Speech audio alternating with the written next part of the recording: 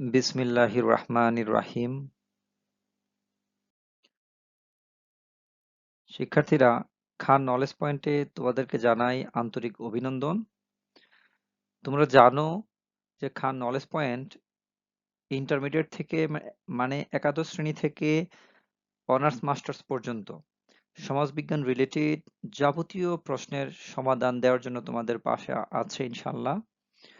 তো আমরা ধারাবাহিকভাবে ইনশাল্লাহ সবগুলো প্রশ্নের সমাধান দেওয়ার চেষ্টা করব। তো তোমাদেরকে খান নলেজ পয়েন্টের পক্ষ থেকে জানাই আন্তরিক অভিনন্দন। ইনশাল্লাহ আজকের ক্লাসে তোমাদের সাথে বরাবরের মতোই আমি আছি MD Aman Khan, lecturer in sociology, Deokalas BLS college, Biswanath, Sylhet. শিক্ষার্থীরা, ইনশাল্লাহ আজকে আমরা এই 22তম ক্লাসের মাধ্যমে কেন্দ্রীয় প্রবণতার পরিমাপ যে অধ্যায়টা আছে এটা শেষ হবে। মানে মূল কথা আমাদের গড়, মধ্যমা, প্রচুরক এবং গ্রাফ কাগজে মধ্যমার অবস্থান, প্রচুরকের অবস্থান, এই যে অধ্যায়টা আমাদের ছিল এই অধ্যায়টা আজকের ক্লাসের মাধ্যমে ইনশাল্লাহ শেষ হবে এবং আমরা 23তম ক্লাস থেকে আলোচনা করব এরপর অধ্যায়টা কেন্দ্রীয় প্রবণতার যে অধ্যায়টা আছে, সরি, বিস্তার পরিমাপ অধ্যায়টা। বিস্তার, তোমাদের এরপর অধ্যায়টা হলো বিস্তার পরিমাপ অধ্যায়। এটাতে আমরা আলোচনা করব কি নিয়ে? গড় ব্যবধান নিয়ে, পরিমিত ব্যবধান নিয়ে এবং ব্যবধানাঙ্ক নিয়ে আলোচনা করব, যেটাকে ব্যবধানাঙ্ক বলি, বিভেদাঙ্ক বলি আমরা। এগুলো নিয়ে আমরা ইনশাল্লাহ 23তম ক্লাস থেকে কন্টিনিউ ইনশাল্লাহ আমরা আলোচনা করব। আমরা ধারাবাহিকভাবে ক্লাসগুলো করব। তো আজকে আমাদের এই কেন্দ্রীয় প্রবণতার পরিমাপ যে অধ্যায়টা আছে এর লাস্ট মানে ম্যাথ আজকে আলোচনা করবে। এই 22তম ক্লাসটি হচ্ছে লাস্ট ক্লাস। তোমরা জানো যে এই অধ্যায়টা আমরা অষ্টম ক্লাস থেকে শুরু করেছিলাম এবং 8 থেকে 22 পর্যন্ত আমরা এই অধ্যায়টি নিয়ে আলোচনা করেছি। তো তোমরা যারা এই অধ্যায়টা সম্পর্কে জানতে চাও, তোমরা 8 থেকে 22 পর্যন্ত দেখলে এই অধ্যায়ের প্রশ্নগুলো তোমাদের ইনশাল্লাহ সলভ হয়ে যাবে। তো আজকে আমরা আলোচনা করব আমাদের ফাইনাল পরীক্ষায় 10 মার্কের একটা প্রশ্ন আসে, মানে আসে প্রায় সময়। ওইখানে বলা থাকে যে নিম্ন উপাত্ত থেকে গড়, মধ্যমা, প্রচুরক নির্ণয় করো। এরকম একই প্রশ্নে যদি গড়, মধ্যমা, প্রচুরক চাই, তাহলে এই ক্ষেত্রে কোনো ধরনের গ্রাফ চাই না, সরাসরি আমরা গড়, মধ্যমা, প্রচুরক বের করব। তো তোমরা বিগত ক্লাসগুলো যদি তোমরা দেখো কিভাবে আমরা গড় বের করছি, তাহলে তোমাদের গড় শেষ। কিভাবে আমরা মধ্যমা বের করছি, মধ্যমা শেষ। আর কিভাবে প্রচুরক বের করছি, এগুলা দেখলেই আমাদের এই অধ্যায়টাতে আর এত আলোচনার কিছু নাই। জাস্ট বিগত ক্লাসগুলো দেখলেই এই অঙ্কটা তোমরা পারবে। তো আমরা তো এখানে গড় করব, এই মানগুলো থেকে গড় করব, মধ্যমা করব এবং প্রচুরক। তবে এটা একটু বোঝার বিষয় হচ্ছে অনেক স্টুডেন্ট কি করে, কারণ আমরা জানি যে গড়, মধ্যমা যদি আমরা বের করি, তাহলে প্রচুরক বের করতে গেলে আমরা এই শর্ট সূত্রটা দিয়ে প্রচুরক বের করতে পারি। এই যে বড় সূত্রটা, এই সূত্রটার কোনো প্রয়োজন পড়ে না। মানে এই যে সহজ কথা হচ্ছে, এই সূত্রটার কোনো ধরনের প্রয়োজন লাগে না। হ্যাঁ, এই সূত্রটার প্রয়োজন পড়ে না। কারণ কেন? আমরা জানি যে গড়, মধ্যমা থাকলে আমার প্রচুরকের জন্য এই সূত্রের কোনো প্রয়োজন নাই। আমরা কোন সূত্র দিয়ে করতে পারি? আমরা তখন এই সূত্রটাকে আমরা ব্যবহার করব। হ্যাঁ, এই সূত্রটা ব্যবহার করো। জাস্ট এই কথাটা একটু বোঝানোর জন্যই আমি আজকের মানে এই ক্লাসটি, যে আমাদের প্রশ্নে গড়, মধ্যমা চাইলে আমাদের এই গড় এবং মধ্যমা বের করে আমরা সরাসরি এই সূত্র দ্বারা প্রচুরক বের করে ফেলবো। যে অনেকের প্রশ্ন জাগতে পারে যে স্যার, আমি কি এই সূত্রটা বের করলে কোনো সমস্যা হবে? না, না, এটা তো করতে পারো। তবে মূল কথা হচ্ছে একই প্রশ্নে যখন গড়, মধ্যমা চাইবো, আবার প্রচুরকও চাইবো, তুমি যদি এই বড় বড় সূত্রগুলো ব্যবহার করতে চাও, তাহলে তোমাকে একটা অঙ্ক 10 মার্কের একটা অঙ্ক করতেই তোমাকে 40-50 মিনিট লেগে যাবে। তাহলে তুমি কিন্তু বাকি অঙ্কগুলা করতেই পারবে না। তো এই কারণে আমরা কেন, যেহেতু আমি সহজ সিস্টেমে বের করতে পারি, তাহলে আমি কেন স্যার এটাতে করতে যাব? আমি ছোট দিয়ে করব। যে স্যার অনেক সময় তো দেখি যে আমাদের বান্ধবীরা বা বন্ধুরা স্যার এই সূত্র দিয়ে করে, করুক তারা। কোনো সমস্যা নেই, তারা করুক। মান একই হবে। হয়তো দশমিকের আগে পরে একটু 19-20 হইতে পারে, কিন্তু কাছাকাছি মান থাকবে। তো এই কারণে আমরা দরকার নাই এত বড় সূত্র দিয়ে, অনেক সময় লেগে যাবে। আমরা এটা করে আমরা এই সূত্র দ্বারা করে ফেলবো। এই বিষয়টা বোঝানোর জন্য আজকের ক্লাস, এবং এই ক্লাসটি আজকে তোমাদের এই অধ্যায়ের শেষ ক্লাস। ইনশাআল্লাহ চলো একটু আলোচনা করি, শর্টকাটে আমরা আলোচনা করবো আজকে।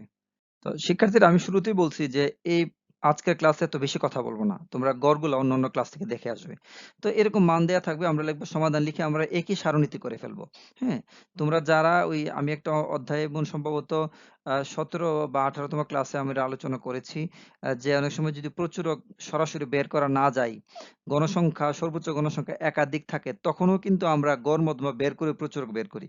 কারণ প্রচুরক বের করার তো বড় শর্ত হচ্ছে কি, যে বড় মান একটা থাকতে হবে, মানে গণসংখ্যা বড় একটা থাকতে হবে। যদি সমপরিমাণ দুইটা গণসংখ্যা হয়ে যায় তাহলে আমরা পারি না, কিংবা গণসংখ্যা বড়টা যদি শুরুতে এবং শেষেও থাকে তাহলে আমরা প্রচুরক সরাসরি বের করতে পারি না। এই কারণে আমরা গড় মধ্যমা বের করে প্রচুরক তৈরি করি। তো তোমরা আমার এই 16, 17 যে 18 ক্লাসগুলো আছে ওইগুলো দেখলেও তোমরা বুঝতে পারবে। তো আমরা এরকম গড় মধ্যমা প্রচুরক নির্ণয়ের সারণী কথাটা লিখে এই মানগুলো বসাই দিব। যেহেতু এই যে এখানে যে আমরা যেহেতু এটা অন্তর্ভুক্ত আছে, আমরা এখানে প্রকৃত শ্রেণীসীমা করে নিব। আমি শুরুতে বলছি যে গড় মধ্যমা প্রচুরক বের করতে গেলে আমরা সবসময় এটা মাথায় রাখবো যে অন্তর্ভুক্ত পদ্ধতি থাকলেই আমরা এটাকে প্রকৃত শ্রেণীসীমা বানিয়ে এটাকে বহির্ভুক্ত করে ফেলবো। হ্যাঁ, তারপর এখানে আমার এক্স এর মান তো এগুলো আছেই। তারপর আমরা গড় বের করতে তো আমরা জানি যে গড়ের সূত্র কি, যে এখানে দেখো x bar equal to summation f x by n. তাহলে আমাকে এফ এক্স টা বের করতে হবে। এফ এক্স কিভাবে বের করব? তো আমরা তো এক্স বের করতে হবে। তো এক্স আমরা কিভাবে বের করি? আমরা তো জানি যে এক্স আমরা বের করি কি, বের করি যে শ্রেণী ব্যবধানের সর্বনিম্ন মান এবং সর্বোচ্চ মানকে যোগ করে 2 দ্বারা ভাগ দিই। 5 এবং 9 রে যদি আমি যোগ দিই তাহলে 14 হয়, 14 রে যদি আমি 2 দ্বারা ভাগ দিই তাহলে 7 হয়। এরকম করে আমি যদি 10 এবং 14 রে যোগ দিই, 24 রে 2 দ্বারা ভাগ দিলে 12 হয়। এরকম ভাবে দেখো 30 এবং 34 এ যদি আমি যোগ দিই তাহলে 64 হয়, 64 রে 2 দ্বারা ভাগ দিলে এখানে 32 হয়। তো আমরা এরকম ভাবে এক্স গুলা বের করি। আর এক্স গুলা বের করলে আমাকে এফ এক্স কি, তখন কি করবো আমি, এক্স এবং এফ, এফ তো গণসংখ্যা, এফ এবং এক্স রে আমি গুণ দিলে কি হবে, আমার এফ এক্স বেরিয়ে যাবে। দেখো 7 এবং 20 রে গুণ দিলে 7 20 কত, 140। 12 এবং 27 রে গুণ দিলে 324। 17 এবং এখানে 35 রে গুণ দিলে 595। এক্স এবং এফ রে গুণ দিলে এফ এক্স হয়ে যাবে। এবং এফ এক্স এর সবগুলো মান যোগ করব, যোগ করলে তো আমরা সামেশন বসাই। সামেশন দ্বারা কি বোঝায়, যে সবগুলো এফ এক্স এর মান যোগ করা। তাহলে সবগুলো এফ এক্স এর মান যদি আমরা যোগ করি তাহলে এন এর 3333 বের হয়। আর গণসংখ্যাগুলোকে যোগ করব, 20 27 35 গুলোকে যোগ করলে কত বের হয়, 169 বের হয়। তো আমরা তো জানি যে এতটুকু আমরা পাই গেলে আমরা গড় বের করে ফেলবো। তাহলে আমরা জানি গড় নির্ণয় সূত্র, আমরা জানি যে গড় সূত্রটা কি, এক্স বার ইকুয়াল টু, এখানে তোমরা কি একটু একসাথে লিখতে পারো, যে আমরা জানি গড় নির্ণয় সূত্র, এই কথা লিখতে পারো। তো x bar equal to summation f x by n. তাহলে আমি সামেশন এফ এক্স এর জায়গায় এটা বসাইলাম, এন এর জায়গায় এটা বসাইলাম। 129, 129 দ্বারা যদি আমি 3333 কে ভাগ করি তাহলে বের হয় 19.721। আরো বের হইতে পারে দশমিকের পরে, আমি দশমিকের পরে 2 করে রাখবো। তাহলে আমি লিখবো ইকুয়াল টু 19.72 প্রায়। তাহলে 19.72 বের হয়েছে আমাদের গাণিতিক গড়। তাহলে লিখবো নির্ণয় গাণিতিক গড় 19.72। তো এখন আমরা বের করব মধ্যমা। আমি কিন্তু এখানে তাড়াতাড়ি করছি কেন, তোমরা এই যে গড়ের অঙ্কগুলো দেখে আসবে, তাহলে তোমাদের ক্লিয়ার হয়ে যাবে, নাহলে ক্লাসগুলো অনেক বড় হয়ে যায়। তো শিক্ষার্থীরা, আমাদের শুরুতে যে কাজটা করতে হবে, এখানে আমাদেরকে আহ, এখন তো মধ্যমা আমরা বের করব, যেহেতু আগে গড় বের করে ফেলেছি। তো মধ্যমা বের করতে গেলে আমাকে যে ব্যাপারটা প্রথমে জানতে হবে, আগে আমাকে মধ্যমার যে সূত্রটার উপর একটা ধারণা থাকতে হবে। কারণ সূত্রের যেগুলো জিনিসগুলো দেওয়া আছে এগুলো যদি আমি বের করে ফেলতে পারি তাহলে আমি মান বের করে ফেলবো। তো অবশ্যই আমরা এই জায়গাতে যে কাজটা করবো, এখানে অবশ্যই আমরা সূত্রের ব্যাখ্যা দিব, এখানে টান দিয়ে এখানে সূত্রটার ব্যাখ্যাটা আমরা অবশ্যই দিব। হ্যাঁ, সূত্রের ব্যাখ্যা না দিলে 1 মার্কস কম পাইতে পারবো। হ্যাঁ, তো দেখো এখন আমাকে সূত্র কি বলে, সূত্র বলে সিএফ, এই যে এফসি টা বের করতে হবে, এফএম বের করতে হবে, n/2 এর মান বের করতে হবে, L1 এর মান বের করতে হবে, সি এর মান বের করতে হবে। সি তো আমরা সহজে জানি, যে এই যে শ্রেণী ব্যবধানটা, হ্যাঁ 5 থেকে 9 এর ব্যবধানটা, কিংবা 4.5 থেকে 9.5 এর ব্যবধানটা। এখানে অনেকে ভুল করে। আমি কেন তোমাদেরকে বলি যে বহির্ভুক্ত পদ্ধতি থাকলে তোমরা এটাকে প্রক্রিয়া শ্রেণীসীমা করবে, কেন বলি, তোমরা অনেক সময় কি করো, ব্যবধানটা অনেকে ভুল করে ফেলো। তোমরা কি করো, এই যে এই অন্তর্ভুক্ত পদ্ধতি থাকলে তোমরা যে কাজটা করো, তোমরা 9 থেকে 5 কে তোমরা বাদ দাও, বাদ দিলে 4 হয়। তোমরা অনেকে এখানে এই সি এর জায়গায় 4 বসাই দিও, তখনই তোমার ইয়েটা ভুল হয়ে যায়। কারণ তোমাকে মাথায় রাখতে হবে, এখানে এটা অন্তর্ভুক্ত পদ্ধতি, এখানে নিম্ন মান থেকে উচ্চ মান পর্যন্ত সব কাউন্ট হবে। 5 6 7 8 9 মানে কি 5, 5 ব্যবধান। এই কারণে তুমি যখন এটাকে কৌশলগত ভাবে, তুমি যখন এটাকে প্রকৃত শ্রেণীসীমা বের করে ফেলো, তখন তোমার এই ব্যবধানে তোমার চোখে ধরা পড়ে। তুমি দেখো যে তুমি যদি 9.5 থেকে 4.5 বিয়োগ দাও তাহলে 5 বের হয় সরাসরি। এই ভুলের কারণে অনেকে অঙ্কেতে মানে ভুল হয়ে যায়। বুঝতে পারছো? এই কারণে আমি তোমাদেরকে বলি যে অন্তর্ভুক্ত পদ্ধতি থাকলে তোমরা এটাকে বহির্ভুক্ত পদ্ধতি বানাই নিবে, তাইলে তোমাকে শ্রেণী ব্যবধানটা তোমার চোখে একদম ক্লিয়ারলি ধরা পড়বে। তো এখানে কিন্তু শ্রেণী ব্যবধান 5, এখানে সি এর মান 5। আচ্ছা, এখন এফসি বের করতে হবে। মানে এফসি আমরা কিভাবে বের করি, এফসি টা আমরা বের করি কিভাবে, দেখো এফসি টা বের করার কৌশলটা হচ্ছে কি, আমরা এই প্রত্যেকটা গণসংখ্যার মান যোগ করে করে মানটা বসাই। কিভাবে আমরা বসাই, আমরা শুরুতে কি করব, এখানে 20 কে এখানে এনে বসাই দেব 20। পরবর্তী এই 20 এর সাথে, কারণ এর আগে তো কোনো মান নাই। এই 20 এর সাথে আমি 27 কে যোগ দিব। দিলে কত? 47। এই দেখো 47 বসাইছি এখানে। এই 47 এর সাথে এই 35 কে যোগ দিব। দিলে কত? 82 দেখো। এই 82 এর সাথে আমি এই যে 37 কে যোগ দিব। দিলে আমার কত? দেখো 119। এই দেখো 119। 119 এর সাথে আমি 28 কে যোগ দিব। তাহলে আমার 147। 147 এর সাথে আমি 22 কে যোগ দিব। 169 বের হবে। এটা আমি আমাদের মধ্যমা নির্ণয়ের ক্লাসে আমি আলোচনা করেছি। তোমরা এখান থেকে দেখে নিবে। তো তারপর আমরা এই মানগুলা পেয়ে যাবো না? এখন আমাকে মধ্যমা নির্ণয় করতে গেলে ২ টা স্টেপ ফলো করতে হয়। প্রথম অবস্থায় মধ্যমার অবস্থান বের করতে হয়, তারপর মধ্যমার মান বের করতে হয়। তো মধ্যমার অবস্থানটা আমি নির্ণয় করি কিভাবে? যে আমরা মধ্যমার নির্ণয়, মধ্যমার মানের অবস্থান হচ্ছে m = n/2। মানে মধ্যমার মানটা বের করতে গেলে আমরা m n/2 দ্বারা আমরা মধ্যমার অবস্থানটা বের করি। তাহলে n সমান কত? 169। আর 2 তো সূত্রে 2। 169 কে যদি আমরা 2 দ্বারা ভাগ দিই তাহলে বের হয় 84.5 তম উপাত্ত। মানে m এর অবস্থানটা বের হইছে 84 তম 5 তম উপাত্ত। মানে আমাদের এখানে উপাত্ত আছে কয়টা? 169 টা উপাত্ত আছে। 169 টা মান আছে। তো 169 টা মানের মধ্যে মানে 84। মানে 84 তম যে মানটা, 84.5 তম মান তো আর হয় না। কারণ 84 প্রত্যেকটা মান তো পূর্ণাঙ্গ মান। 84 পরের যে মানটা, 85 নাম্বার যে মানটা, ওই মানটাই কিন্তু আমাদের বের হবে মধ্যমা। তো এখানে 84.5 মানটাই হচ্ছে আমাদের মধ্যমা, না? আচ্ছা, এটা আমি পরে কথা বলছি, বুঝতে পারবে। তারপরে এখানে লিখবে, এখন দেখো n তো হচ্ছে মোট উপাত্ত। পর্যবেক্ষণ থেকে দেখা যায় যে, আমরা এখানে পর্যবেক্ষণ করছি, দেখা যায় যে 84.5 তম উপাত্তটি ক্রমযোজিত গণসংখ্যার 119 এর মধ্যে রয়েছে। আচ্ছা, তুমি একটু যদি তাকাও, এই যে আমি 20, 27, 35 এবং 37 এ যোগ করলে 119 বের হয়। আবার 20, 27 এবং 35 কে এই তিনটার যে উপাত্তগুলো আছে এগুলোকে যোগ দিলে 82 টা উপাত্ত বের হয়। তাহলে 82 টার ভিতরে কিন্তু 84 নাম্বারটা নাই। নাই? কারণ 82 এর ভিতরে তো 84 থাকে না। আচ্ছা, আমি যদি পরের এই 37 টা উপাত্ত আরো যোগ করি, তাহলে এখানে কত? 119 টা উপাত্ত না? 119 এর ভিতরে কিন্তু এই মানে 34.5 টা আছেই। কারণ এই ৩ ঘরের ভিতরে তো 82 টা হয়। ৩ ঘরে 20, 27 এবং 35 যোগ দিলে 82 টা মান বের হয়। 82 মানের ভিতরে তো 84.5 মানটা নাই। আমি যদি পরের ঘরে চলে আসি, পরের ঘরে মান আছে 37 টা মান আছে। তাহলে 37 টা দেখা যাবে কি এই ঘরের ভিতরে আছে। এই ঘরের ভিতরে কিন্তু মানে এখানে 82 র পর থেকে 83, 84, 85, 86, একদম 83 থেকে শুরু করে 119 পর্যন্ত এই ঘরের ভিতরে আছে। এই কারণে আমরা বলছি যে 84.5 তম উপাত্তটি ক্রমযোগ গণসংখ্যার 119 এর মধ্যে রয়েছে। এখানে 119 এর তথ্য মানে মধ্যমা শ্রেণী। এই যে 119 এর বরাবর যে বিষয়টা আছে, দেখো এই যে শ্রেণীটা আছে, প্রকৃত শ্রেণী সীমাটা, এটার ভিতরে আমাদের, যদি আরেকটু তোমাদেরকে একটা দাগ দিয়ে দেখাই, এই যে 119 এর বরাবর যে গড়টা আছে, এই যে গড়টা, এই গড়টার ভিতরেই, এই গড়টার ভিতরে সবকিছু আছে। এই এই গড়টার ভিতরে আমাদের সবকিছু আছে। তাহলে 119 কি নির্ধারণ করছে? 119 এর বরাবর যে গড়টা আছে, যে রোটা আছে, এটার ভিতরে আমাদের সব মান আছে। এই যে শ্রেণীটা আছে, প্রকৃত শ্রেণী সীমাটা আছে, এটার ভিতরে আমাদের মধ্যমান মানটা লুকায়িত আছে। সহজ কথায়, মানে সহজ কথায় কোথায় আছে আমাদের মানটা? আমাদের মানটা এইখানে আছে। এই যে 19.5 থেকে 44 এর ভিতরে আমাদের এই এই 84.5 তম যে মানটা, এই মানটা এটার ভিতরে লুকায়িত আছে। তো এখন আমরা যে কাজটা করব, দেখো তাহলে আমরা এখানে লিখব যে সুতরাং প্রকৃত মধ্যমা শ্রেণী কি? 19.5 থেকে 24.5। যেহেতু 119 বরাবর আছে, তাহলে আমরা সুতরাং প্রকৃত মধ্যমা শ্রেণী হচ্ছে 19.5 থেকে 24.5। এখন আমরা চলে যাব আমাদের সূত্রে। এখন লিখব যে আমরা জানি m = এই যে L1 plus n/2 minus fc by fm গুণ c, এটা লিখব। লেখার পর L1 হচ্ছে কি? সূত্রের L1 হচ্ছে কি? মধ্যমা শ্রেণীর নিম্ন সীমা। তাহলে এখানে মধ্যমা শ্রেণী কিন্তু আমরা এটা 19.5 থেকে 24.5 টা পাইছি মধ্যমা শ্রেণী। এটা নিম্ন মানটা মানে ছোট মানটা কোনটা? 19.5। তাহলে L1 এর মান হচ্ছে 19.5। সূত্রের ব্যাখ্যার মধ্যে এটা আছে, আমি ব্যাখ্যাটা আনি নাই। তোমরা আমার মধ্যমার ক্লাসটা দেখে নিবে, তাহলে বুঝতে পারবে। তারপর n/2, দেখো n/2 এর মান কত বাইরেছে? এখানে 84.5, এখানে 84.5। আর fc টা, আচ্ছা fc কোনটা? fc হচ্ছে কি? এই যে আমাদের এই যে মধ্যমা শ্রেণীর উপরের যে শ্রেণীটার ক্রমযোজিত গণসংখ্যা, তো মধ্যমা শ্রেণী তো এটা, এর উপরের শ্রেণীটা হচ্ছে এটা, এটার ক্রমযোজিত গণসংখ্যা এই ক্রমজ গণসংখ্যাটাকে আমরা বলি এফসি। তাহলে মধ্যমা শ্রেণীর পূর্ববর্তী শ্রেণীর ক্রমজিত গণসংখ্যা, এটা মধ্যমা শ্রেণী, এটা এর পূর্ববর্তী শ্রেণী হচ্ছে এটা, এটার ক্রমজিত গণসংখ্যা কোনটা 82, এই 82টা বসাইছি। আর এফএম হচ্ছে মধ্যমা শ্রেণীর গণসংখ্যা। তো এখানে তো প্রত্যেকটা গণসংখ্যা, তাহলে আমাদের মধ্যমা শ্রেণীতে হচ্ছে এটা, এটার গণসংখ্যাটা কোনটা 37, এটার গণসংখ্যাটা এটা হচ্ছে এফএম। আর আমরা শ্রেণী ব্যবধান তো আমরা 5 জানি।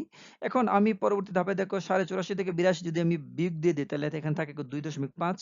আচ্ছা, আর 37 2.5 এর সাথে যদি আমি 5 কে গুণ দিই তাহলে 12.5 হয়। আচ্ছা, এখন 12.5 কে আমি 37 দ্বারা ভাগ করব। অনেক গর্ধব আছে, তোমরা বলো স্যার আপনি গর্ধব বলছেন। অনেক শিক্ষার্থীরা আছে তারা গর্ধবের মতো আচরণ করে। আমরা ফাইনাল পরীক্ষার খাতাগুলো দেখলে আমরা হাসি যে একটা অনার্স লেভেল একটা স্টুডেন্ট এত ভুল করতে পারে। দেখা যায় অনেকে কি করে 37 ভাগ 12.5 লিখে। আরে বাবা, এটা কি আমরা তো লব রে হর দ্বারা ভাগ দিই নাকি? উপরেরটাকে আগে লিখবো, তারপর ভাগ চিহ্ন দিব, তারপর 37 দিব। অনেক গর্দভ এই ভুলটা করে। তো আমি আশা করব তোমরা যারা আছো খুবই জ্ঞানী, তো তোমরা কি এখানে আমি 12.5 লিখার পরে ভাগ চিহ্ন দিব, তারপর 37 চাপবো। তাহলে 12.5 ভাগ 37 দেওয়ার পর আমাদের মান বের হয় 0.34। 0.34। তো 0.34 আমরা 19.5 এর সাথে যোগ দিলে কত হয়? 19.84 বের হয়। আচ্ছা দেখো এখানে 19 আমাদের 84 বের হয়। এখানে 19.5 এর সাথে যদি আমি 0.34 কে যোগ দেই তাহলে আমাদের মানটা বের হয় 19.84। তাহলে আমরা লিখব নির্ণয় মধ্যমা 19.84। নির্ণয় মধ্যমা 19.84। এখন আমরা মধ্যমও পেয়ে গেলাম, গড়ও পেয়ে গেলাম। এখন আমরা প্রচুরক বের করব। তো শিক্ষার্থীরা আমি তো শুরুতেই বলছিলাম যে মধ্যমা এবং গড় বের হয়ে গেলে আমাদের এই যে আহ, এই যে সূত্রটা আছে, ধর এই যে সূত্রটা, এই সূত্রটার কোনো দরকার নাই। আমি তোমাদের দেখানোর জন্য এই সূত্রটা এখানে আনছি। তাহলে এই সূত্রটার কোনো প্রয়োজন আমাদের নাই। কেন নাই? কারণ আমরা জানি যে গড় এবং মধ্যমা থাকলে আমাদের এত বড় সূত্র দেওয়ার সময় অপচয় করার কোনো দরকার নাই। আমরা এই শর্ট সূত্র দ্বারা করতে পারি। তাই আমরা এই শর্ট সূত্রটা এখানে ব্যবহার করবো। লিখবে যে আমরা জানি প্রচুরক নির্ণয় সূত্র। আমি তোমাদের বোঝার সুবিধার জন্য এখানে মধ্যমা এবং এখানে গড়টা লিখে রাখছি, গড়ের মানগুলো। তাহলে আমরা জানি যে প্রচুরক নির্ণয় সূত্র কি mu = 3 me - 2x বার। তাহলে 3 গুণে me মানে তোমার মধ্যমা এবং 2 এর সাথে গুণ হবে এখানে গড়। তাহলে আমরা তো মধ্যমার মান পাইছি কত? 19.84। তো 3 গুণ 19.84, মধ্যে মাইনাস আছে। তারপর দেখো 2, সূত্রের 2, তারপর x বার মানে কি গড়, গড়ের মান কত? 19.72। 19.72 এখন 3 গুণ 19.84 গুণ দিলে বের হয় 59.52, মধ্যে মাইনাস। তারপর 2 এর সাথে আমি 19.72 গুণ দিলে বের হয় 39.44। তো 59.52 এর সাথে থেকে যদি আমি 39.44 বিয়োগ করি তাহলে আমার বের হয় 20.08 প্রায়। তাই আমি লিখবো নির্ণেয় প্রচুরক 20.08 প্রায়। এটা সহজ। যে স্যার আপনি তো এখানে ইংরেজি লিখছেন, এই সংখ্যাগুলো আমরা ইংরেজি লিখবো না। তোমরা অবশ্যই বাংলা লিখবে, তবে আমাদের স্লাইডে কাজ করতে ইংরেজি দ্বারা কাজ করতে সুবিধা হয়, এই কারণে আমরা এটা এখানে ইংরেজিতেই লিখছি। তো তোমরা অবশ্যই তোমরা এখানে তোমরা বাংলাতে এগুলো তোমরা বাংলাতে লিখবে। তবে আবার এমই কে বাংলা লেখা যাবে? এমনি তো ইংরেজি লিখতে হবে। এই যে এখানে যে সংখ্যাগুলো আছে এগুলো তোমরা বাংলাতে লিখতে পারো, আমাদের বাংলা বর্ণমালা লিখতে পারো, কোনো সমস্যা নাই। ইংরেজি লিখতে হবে এরকম না। তাহলে আমাদের কি নির্ণয় প্রচুরক 20.08 প্রায়। তাহলে আমাদের এই সূত্র, এই অঙ্কটার মাধ্যমে তোমরা 10 পাবে। তাহলে আমাকে কখনোই দরকার নাই গড় মধ্যমা আমি পেয়ে গেলে আমাকে এত বড় সূত্র ব্যবহার করে প্রচুরক নির্ণয় করার কোনো প্রয়োজন নেই। আমি এটাই বের করব। যে স্যার অনেক সময় তো মানের একটু কি ভিন্ন হইতে পারে? না, পূর্ণ সংখ্যা ঠিক থাকবে। এই যে 20টা ঠিক থাকবে। দশমিকের পরে একটু 19-20 হইতে পারে। কেউ এই সূত্র দ্বারা ব্যবহার করলে তো দশমিকের পরে এখানে ধরো 20.11 বা 20.10, 20.09 হইতে পারে। দশমিকের পরের মানগুলো একটু 19-20 হইতে পারে, কিন্তু দশমিকের আগের যে পূর্ণ সংখ্যাটা এটা ঠিক থাকবে। এবং আমরা তো এখানে প্রায় লিখতেছি, প্রায় দ্বারা তো বোঝাচ্ছে যে 20.08 হলে যে কথা, 20.09 হলে একই কথা বোঝাবে। তো শিক্ষার্থীরা আশা করতে পারছি তোমরা এটা বুঝতে পারছো। তো শিক্ষার্থীরা আজকের মতো ইনশাল্লাহ বিদায় নিচ্ছি। তো ইনশাল্লাহ আমরা পরবর্তী 23তম ক্লাসে আমরা আলোচনা করব এই যে গড় ব্যবধান, পরিমিত ব্যবধান, তারপরে আছে আমাদের ব্যবধানাঙ্ক, হ্যাঁ, বিভেদাঙ্ক, এগুলো নিয়ে আমরা আলোচনা করব। মানে পরবর্তী অধ্যায়টা আমাদের আলোচনা করব বিস্তার পরিমাপ যে অধ্যায়টা আছে। তো আজকে কেন্দ্রীয় প্রবণতার পরিমাপ যে অধ্যায়টা আছে, যেখানে আমরা গড়, মধ্যমা, প্রচুরক এবং গ্রাফ কাগজে মধ্যমার অবস্থান, প্রচুরের অবস্থান, এগুলো আজকে এর মাধ্যমে ইনশাল্লাহ শেষ করছি। এখন আমরা পরবর্তী ক্লাসে পরের অধ্যায় নিয়ে আলোচনা করব। আশা করব যদি ভালো লেগে থাকে সাবস্ক্রাইব করে পাশে থাকবে এবং অন্যকে দেখার সুযোগ করে দিবে। আর তোমাদের ক্লাস ভালো লাগলো, খারাপ লাগলো, একটু কমেন্টস করবে। কমেন্টস করলে আমরা উৎসাহ পাই এবং তোমাদের কোনো কিছু জানার থাকলে তখন আবার নতুন ভিডিও তৈরির মাধ্যমে জানানোর চেষ্টা করব। তো শিক্ষার্থীরা ভালো থাকবে, সুস্থ থাকবে। আজকের মতো বিদায় নিচ্ছি। আল্লাহ হাফেজ।